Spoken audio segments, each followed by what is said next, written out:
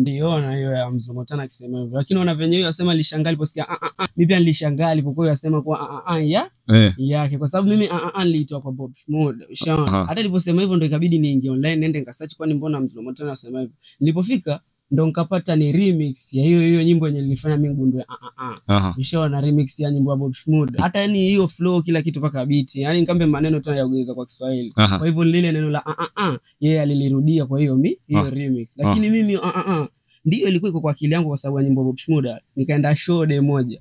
Watu kibao, mimi nikashika mic nyuma tent ile naingia tu tayari nikajishangaa nimesema nikisema wewe sema wewe.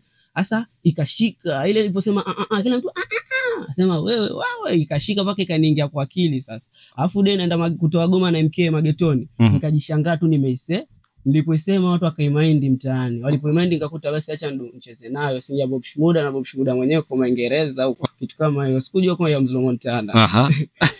Na unasema kwamba umeona kwenye ile video akisema kuhusu hiyo ukaenda kuangalia ukapata kumbe ngoma ya Bob Shmurda alitranslate kwa Kiswahili. Ni ngoma tu ya Bob Shmurda yani alitranslate tu. Lakini hiyo venye lisikie kwa nyimbo kwa hiyo Bob Shmurda ndio hivyo venye lisikia flow kila kitu sema vile yeye ameimba Kiswahili Bob Shmurda ameimba